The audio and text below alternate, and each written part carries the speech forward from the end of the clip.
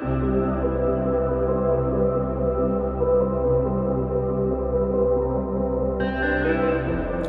everybody, my name is Gilbert Gonzalez and I'm the Director of the Bexar County Behavioral Health Department. And today is World Mental Health Day, so thank you for joining us today. Today, Bexar County not only joins the state of Texas, the country, but the entire globe in bringing awareness to World Mental Health Day. We want to make sure that we follow this year's theme, which is greater investment in mental health and greater access for all. That's so important. 25% of this country's population suffers from mental illness. So what can you do? Well, if you're comfortable, you can share your story, tell your story. And in doing so, you raise awareness. Raise it on a daily basis. Let folks know mental health is health. This year has made us all aware of how important community is to mental wellness. At the clubhouse, we've been working hard to keep our community, even though we can't be together. Mental wellness is purpose.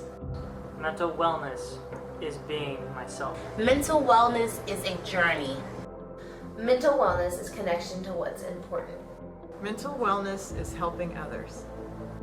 This World Mental Health Day, let's be well together. An exercise machine, a yoga mat, and a comfy pillow to do meditation. You don't need a whole room dedicated to mental wellness. You can use a closet, outside. The goal is to find something that you love to do and something that you can maintain and create a ritual, because that is key. Thank you all for listening. Hi, I'm Velma Gettleman, and I'm the COO at Crosspoint. Happy World Mental Health Day. This year's theme of Mental Health for All, greater investment, greater access, is perfect timing during this uncertainty. Mental health is health, and it's time to make it available for everyone, everywhere. There should be no wrong entry points. We all deserve to have mental health, hope, and a great future. And we can, standing together. An experience. Not my experience, not your experience, and yet a true experience applicable to us all, as told by Robert Pearson. During World War II, a fighter plane was badly damaged in a dogfight over the Pacific Ocean. The pilot had to ditch the plane in the rough and frigid waters. Before the plane sank, the pilot was able to deploy a life raft within the plane and drifted upon the waves like a cork for days. The pilot was asked during the rescue about survival techniques, about staying alive under such conditions. The response was the thing that kept him going and from giving up was the knowledge that someone was looking for him. A few reflections that can support us in rough seas and times. Access and use of resources, tools around us, life rafts, if you will, family, friends, counselors, trusted people. Look beyond the waters towards the horizon. And thirdly, remember that there are those that are always looking for us and want us to be better. Hi, this is Jessica Knudsen, President and CEO of Clarity Child Guidance Center. We are proud to support the important work of NAMI and everyone involved with the NAMI Walk, being held virtually this year on World Mental Health Day. World Mental Health Day was founded to increase support and advocacy for those folks that are suffering from the effects of mental illness. If we've learned anything this last year, it's how important taking care of our mental health and dealing with stress is to our overall health. We have all been impacted in one way or another through this pandemic, especially our children and the changes to their life. So now more than ever, we need to be aware of our family, friends, and neighbors who need help, and the ones who advocate and, if needed, help them access care. Thank you all for being part of World Mental Health Day 2020 and doing your part to ensure mental health for all. Greater investment, greater access, everyone, everywhere. Everyone, everywhere, at home and in the community, we all have a part in supporting mental health. All of us are needed to ask for the investment in mental health care, including grassroots, community, and faith-based services and supports. All of us are needed to increase access to mental health care by making our community stigma-free. Mental health education and compassion are the key to making our community welcoming and inclusive. Join our movement. Talk about mental health in your home, with your friends, at school, at work, and where you worship. Be a stigma buster. Be a mental health advocate. Everywhere, everyone, mental health for all. As a community, we come together to recognize World Mental Health Day. This year's national theme is Mental Health for All. It is important to recognize the power we have as a community to offer hope to those dealing with mental health issues and eradicating the mental health stigma. I would like my team member to share with you what hope means to those with mental health challenges. One thought is always make your past self jealous. Another, share that every moment matters, even this one. And my favorite is to not wait to sleep to start dreaming. We are experiencing an unprecedented time. The COVID pandemic has affected thousands of our friends and neighbors across our community and millions of people around the world. Even though you may be feeling anxious or afraid, we want you to know that help is available for you. Hispanic, African American, and other historically marginalized communities continue to face disproportionate challenges around access to and quality of care for mental illness and addictions due to systemic racism resulting in significantly poorer mental health outcomes.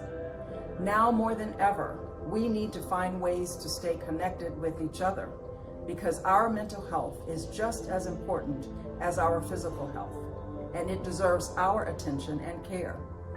We believe that mental health and physical health is a human right, and that everyone, everywhere, should have access to treatment. The Center for Healthcare Services offers this message of hope. We are here for you. So again, thank you for joining us today, and we'll see you next time. Take care.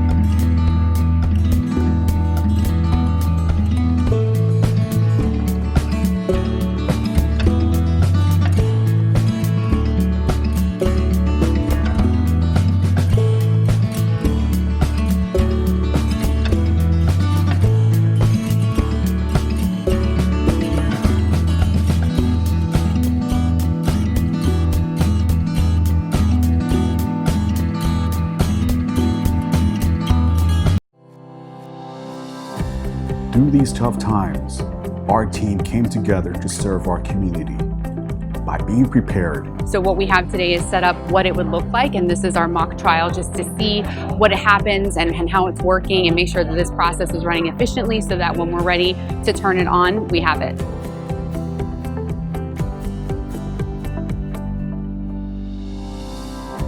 Some of our blood drives have been canceled, so we're trying to urge people to come and donate here at the hospital.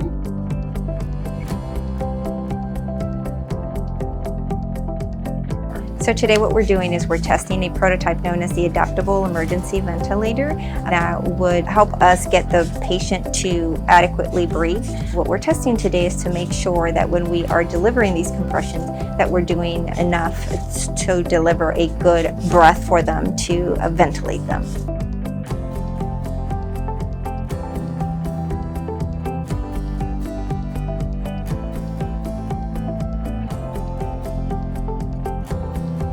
By providing the latest information. The coronavirus will last varying amounts of time depending on a number of factors. So heat, sunlight exposure, the type of surface. So if it's clothing, it's going to be a fabric as opposed to a solid surface. Some of the early evidence we've learned from China and the World Health Organization is that pregnant women do not appear to have as high a mortality rate as other patients, or at least not as worse. People who have a history of heart disease and hypertension and stroke do have reasons to be concerned about COVID-19. By encouraging those in the front lines. My main message is actually to show my support for every individual person in this hospital to make it through this time. By being resourceful and creative. We have also developed an N95 respirator alternative, and it is made of surgical draping and an air conditioner filter material, and very similar to what is used to make the N95. Without you, none of these things would be possible. Thank you for thinking beyond.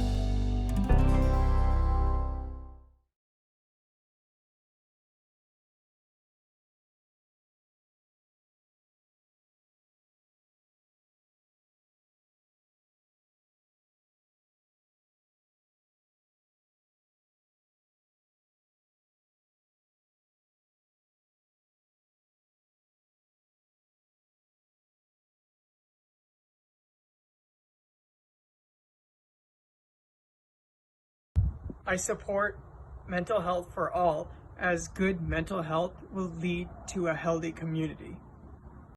Hello, my name is Manuel Maldonado.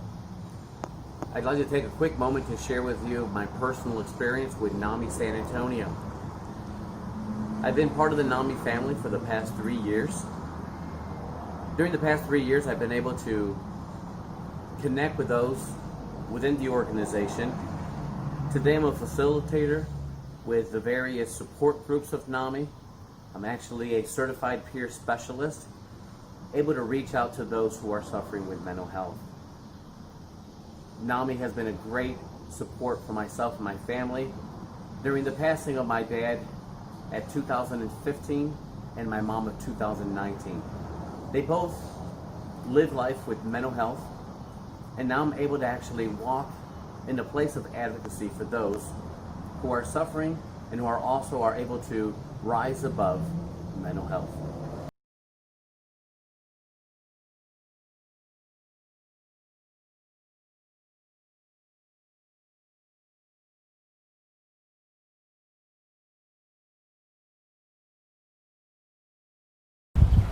My NAMI walk is to play with my dog.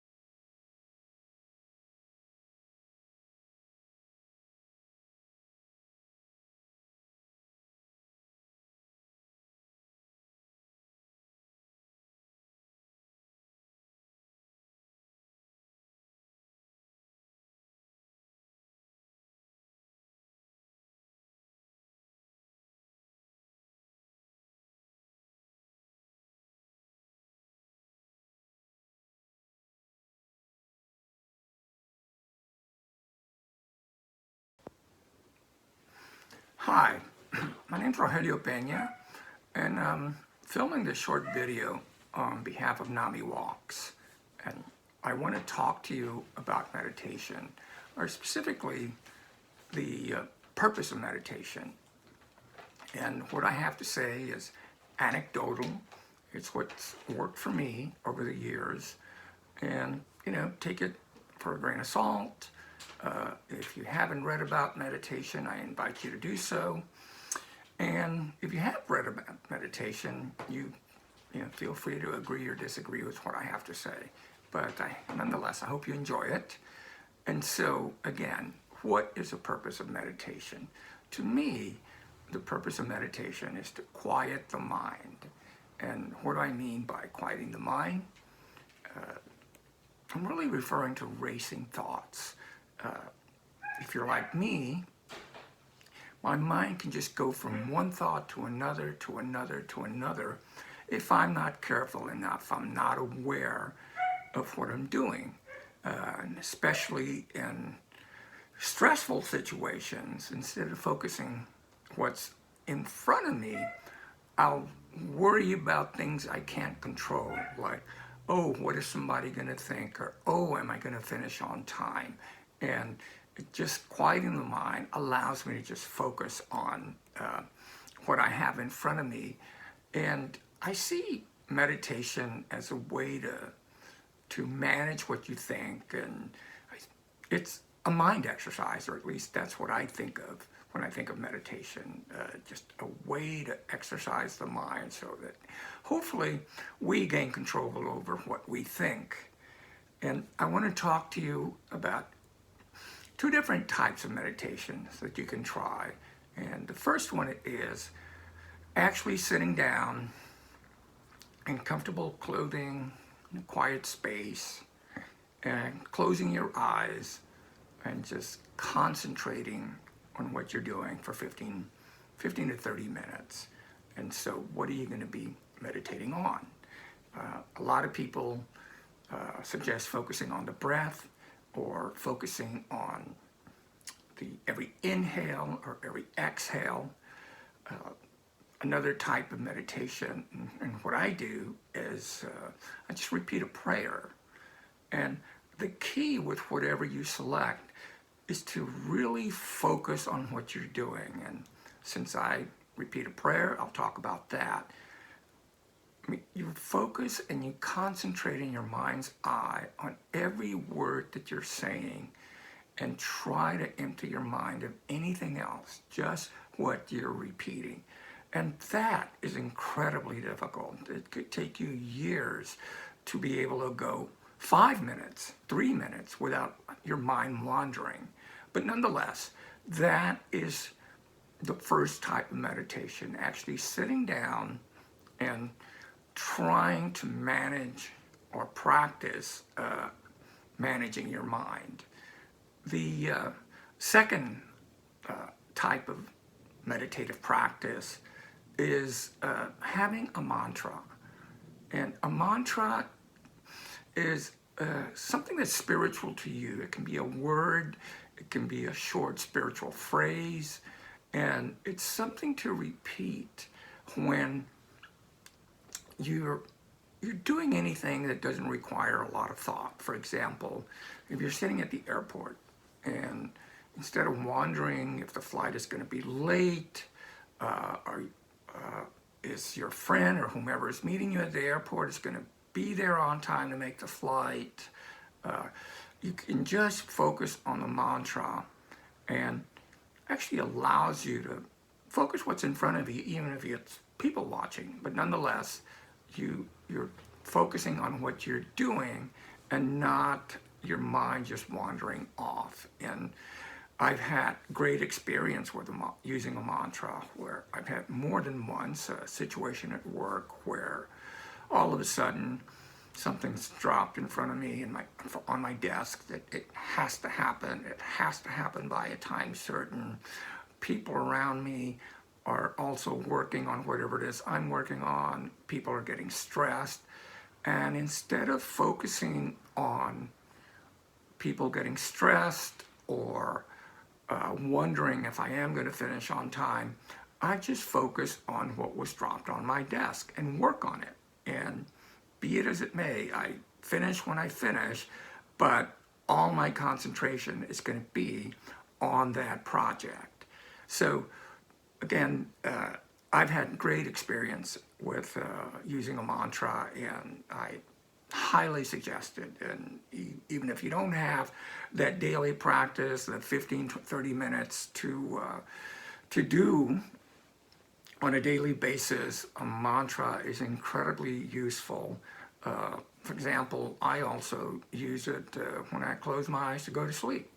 Instead of letting my mind wander off, I just slowly repeat the mantra and focus on that, the mantra in my mind's eye, and eventually, and usually fairly quickly, I fall asleep.